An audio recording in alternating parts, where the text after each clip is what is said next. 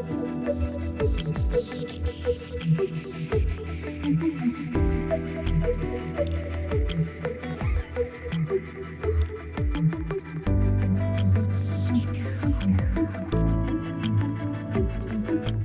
las últimas 3 décadas, el fútbol ecuatoriano ha experimentado una transformación que pocos se hubieran imaginado en los años 90. De un torneo con escasos recursos, poca proyección a nivel internacional, pasamos tras pocos años después a un equipo consolidado, con estrellas y figuras mundiales como Moisés Caicedo, William Pacho en las mejores ligas, incluso Piero Hincapié que está jugando, y a pasar a tener equipos que no competían internacionalmente, a ganar copas continentales, como el caso de Independiente del Valle y Liga Deportiva Universitaria. Todos estos hechos que les vengo mencionando han consolidado una selección fuerte en Sudamérica y de élite, tanto así que llegamos a ser una de las top 10 en el ranking FIFA. Pero ¿cómo inician estos cambios? ¿Cuándo fue el momento que marca la profesionalización del fútbol ecuatoriano y qué queda por delante? Para responder estas preguntas conversamos con David Lucero, periodista deportivo y analista del fútbol ecuatoriano, quien nos ayudará a recorrer los principales hitos que han definido la evolución de nuestro balompié. Así que si quieres conocer cómo se profesionalizó el fútbol ecuatoriano, quédate en este nuevo episodio de Los Especialistas.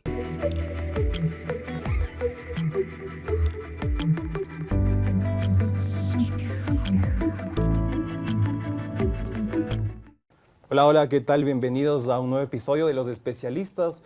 Hoy abordaremos el tema de la profesionalización del fútbol ecuatoriano, cómo ha ido evolucionando nuestro balompié desde los años 90 o incluso un poco antes, ¿no? Y también cómo se ha convertido en un referente regional. Para esta ocasión tenemos a nuestro invitado David Lucero, periodista deportivo y analista del fútbol ecuatoriano. Hola David, ¿cómo estás? Mucho gusto por acompañarnos del día de hoy. Hola, ¿cómo están? Qué gusto poder acompañarlos a ustedes, hablar de esto que tanto nos apasiona, que es el fútbol, de la evolución que ha tenido el fútbol ecuatoriano a nivel general y que hoy nos tiene incluso con tanta expectativa por el Mundial que está por comenzar, ¿no? Bueno, David, por supuesto, para empezar, cuando hablamos de la profesionalización o de la evolución del fútbol ecuatoriano, en la actualidad se nos vienen a la mente jugadores en Europa, clubes ecuatorianos representando a nivel internacional y también una selección que se ha ido consolidando durante los últimos años, ¿no? Pero también para eso hay que mirar un poco hacia atrás, ¿no? Para ti, ¿en qué época empezó esta profesionalización o esta evolución?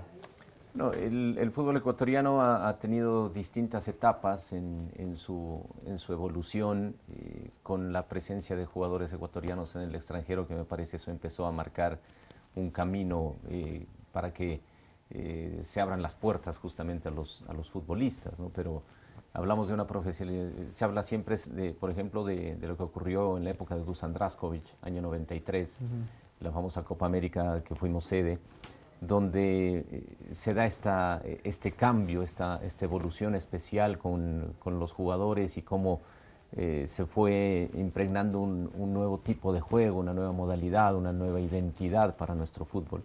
Y a partir de ahí, el hecho de que varios jugadores vayan abriendo puertas a nivel internacional, ¿no? Hoy vemos con mucho agrado que, por ejemplo, nuestra selección tiene prácticamente a todos los jugadores militando en equipos de fuera y destacándose, porque ese es un punto especial también. No es solo el hecho de salir, sino también destacarse, saber adaptarse pronto.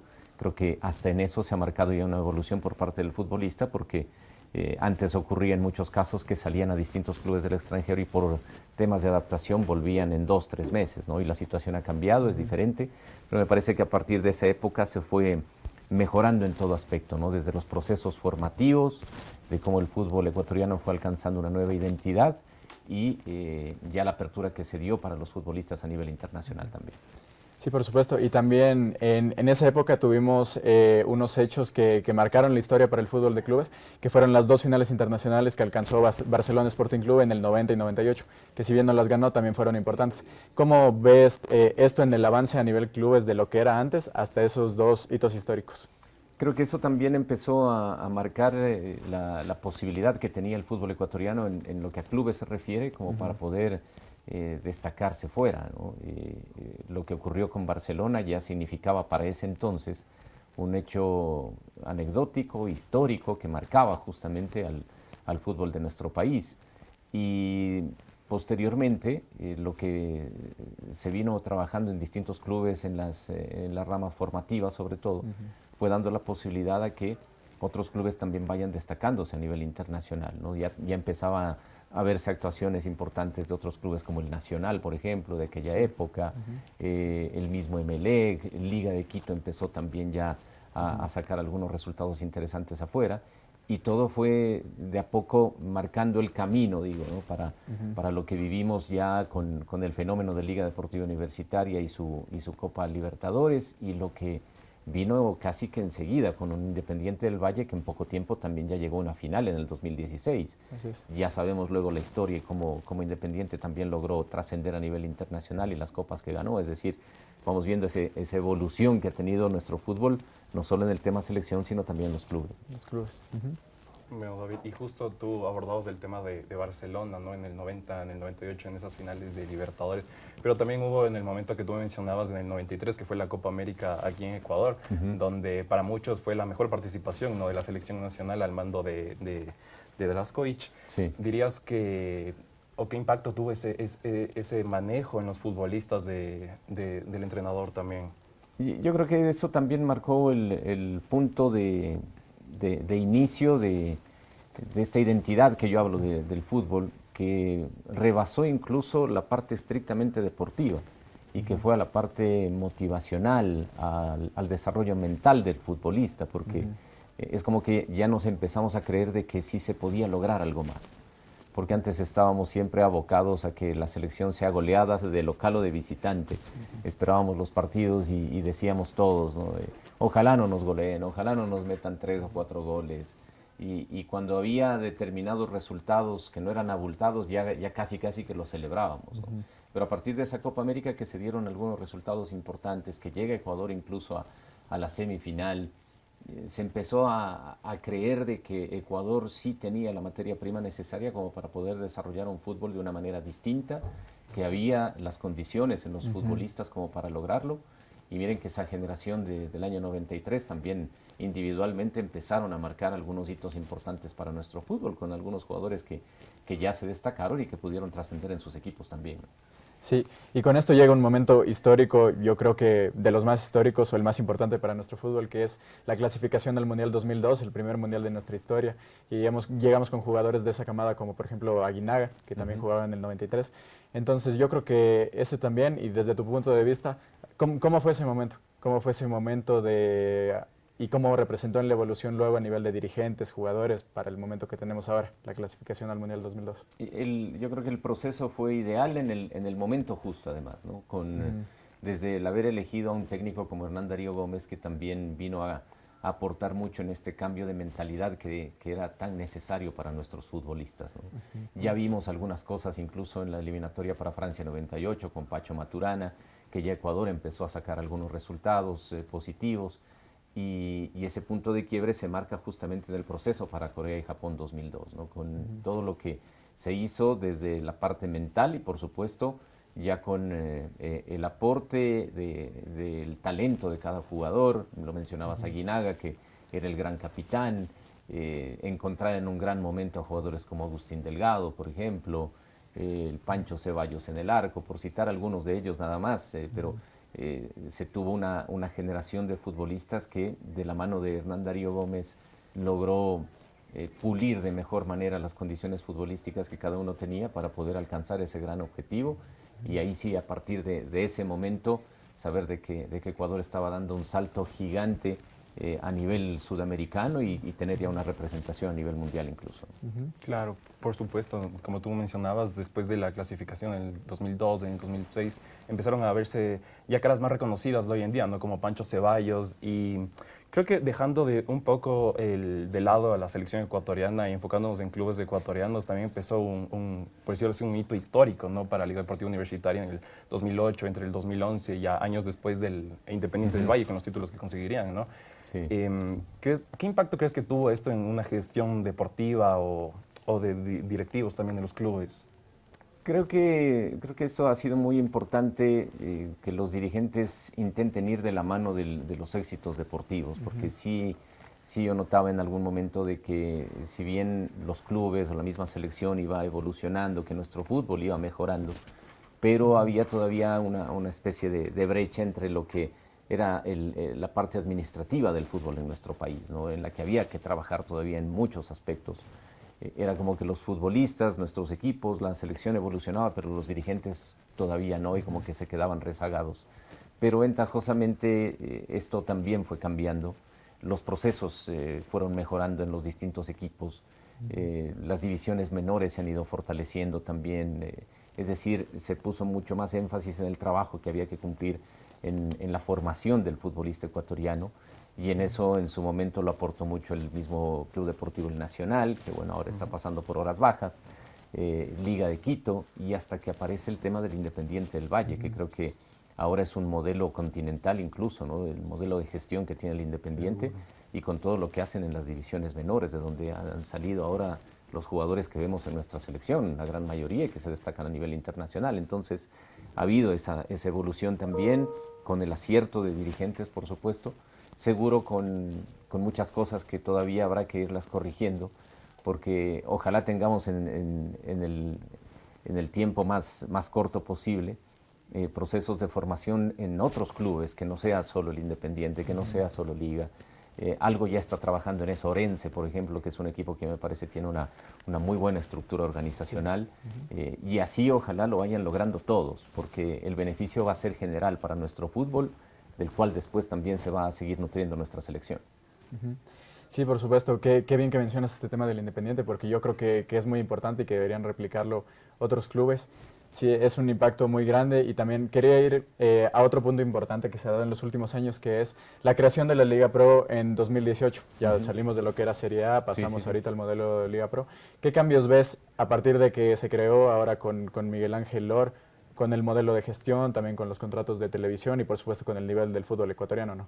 Ha habido un cambio positivo. Yo creo que se llegó a un momento en el que la organización del campeonato local requería otra estructura, y es donde se tomó la decisión por parte de la federación de crear un ente, o de permitir que entre los dirigentes se pueda crear un ente llamado Liga Pro para que rija los destinos del fútbol ecuatoriano. Creo que ha sido positiva la gestión. Seguro siempre hay cosas por mejorar. Hay momentos en los que los dirigentes no están tan conformes, sobre todo cuando tiene que ver con el tema de sus ingresos económicos por derechos de transmisión y demás, que son cosas que tendrán que irlas mejorando, pero creo que a nivel general la gestión ha sido positiva. Ojalá tuviéramos, eso sí, una mejor relación entre los dirigentes de Liga Pro y de la Federación Ecuatoriana. Me parece que esa ha sido quizá la piedra en el zapato que hay que quitar, ojalá pronto, para que los dos entes puedan trabajar de la mano. En lugar de ponerse el pie, más bien darse la mano y avanzar juntos, porque el beneficio va a ser para todos, ¿no? Es lamentable que se hayan dado estas pugnas entre los dirigentes, pero más allá de eso creo que tanto la federación, en este caso Liga Pro, han ido avanzando, evolucionando también, permitiendo que los clubes puedan tener una mayor representatividad incluso a nivel internacional. Todo eso va de la mano, ¿no? Y si desde las cabezas o los dirigentes en este caso se permite que haya un mejor trabajo, una mejor organización, todos vamos a ganar a futuro. Sí, y justamente como comentabas, ahora se ha visto en los equipos una representación muy grande, dejando el Ecuador en alto a nivel internacional. Por ejemplo, también cuando se nos viene a la mente jugadores en Europa, ahora es muy fácil decir, por ejemplo, Moisés, Pervis, Piero, entre otros, qué sé yo. Y ahora también se ve reflejado ese, por así decirlo, ese éxito de Independiente del Valle o de la selección ecuatoriana. ¿Crees que ya está un modelo profesional consolidado o sigue en construcción? Justamente tú comentabas, tal vez no solo podemos depender de sacar jugadores de Independiente, sino también, como decías, de Orense, que tiene una buena cantera, tal vez de Liga, otros clubes ecuatorianos. ¿Crees que ya está consolidado o sigue en construcción este tema? Yo creo que estamos en camino ya de lograr esa consolidación, porque siempre habrá cosas que mejorar y que los procesos mejoren, ¿no? Tenemos este modelo del Independiente del Valle que ahora muchos clubes a nivel internacional, al menos acá en Sudamérica, lo quieren replicar, ¿no? Hay gente de Perú que ha venido acá, de Paraguay, de Bolivia, a ver cómo es este modelo del Independiente del Valle. Entonces, estamos en ese camino. O sea, que creo que se han dado pasos muy grandes y muy importantes para el beneficio de nuestros jugadores. El terminar de consolidarlo quizá esté en el hecho que mencionaba hace instantes, de que no solo sea el Independiente, que sean otros clubes que también puedan permitir que a través de un modelo, de una estructura de organización, permitir que la formación de los futbolistas, los chicos desde los 10 años en adelante ya tengan una formación ideal como para que sean grandes deportistas a futuro, ¿no? Así es que estamos en ese camino, pero creo que ya la consolidación va a ir siempre de la mano de esto, ¿no? De la guía que tengan los dirigentes, de cómo apliquen sus estrategias para que las cosas sigan hacia adelante. Bueno, David, y cerrando, el Mundial ya está aquí a la vuelta de la esquina. Ecuador debuta el domingo con Costa de Marfil. Así que quisiera, finalmente, después de toda esta evolución, ¿cómo ves a la selección ecuatoriana de cara a este Mundial, con todo lo que ha sido este proceso que hemos visto? Le veo con el optimismo de todos, con la expectativa que tenemos de que la selección haga el mejor Mundial de su historia.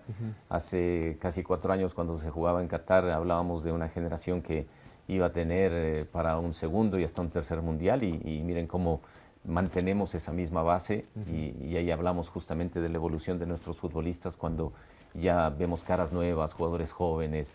Es la selección, creo que es entre 2 o 3 de las selecciones de menor promedio de edad, y esto habla mucho de esta evolución que ha tenido nuestro fútbol, y con la expectativa de que se pueda a partir del domingo consolidar eso que tanto hemos venido esperando, ¿no? Un equipo fuerte, un equipo que no solo participe, sino que compita y que pueda conseguir ese logro que todos esperamos, ¿no? Superar lo de Alemania 2006, que parecía casi imposible, y que ahora lo podemos ver más cerca, ¿no? Esto es el paso a paso desde el domingo, el ir pensando en cada uno de los rivales que tiene que enfrentar Ecuador para alcanzar ese gran objetivo, y por qué no soñar en grande. Así es que con la cautela del caso, porque en eso también debemos estar con los pies en la tierra, crear un ambiente de confianza, más no de triunfalismo, y apoyar desde acá a la selección para que pueda conseguir los resultados, y que veamos en cancha ese nivel tan alto que ya muestran individualmente nuestros jugadores, ahora en la parte colectiva también. Esperemos que sí, esperemos que haga un buen papel la selección. Y te agradecemos, David, por estar aquí con nosotros en esta entrevista, que hemos visto un poco de la historia del fútbol ecuatoriano. Y le agradecemos a toda nuestra audiencia en este nuevo episodio de Especialistas, y nos veremos en una próxima ocasión.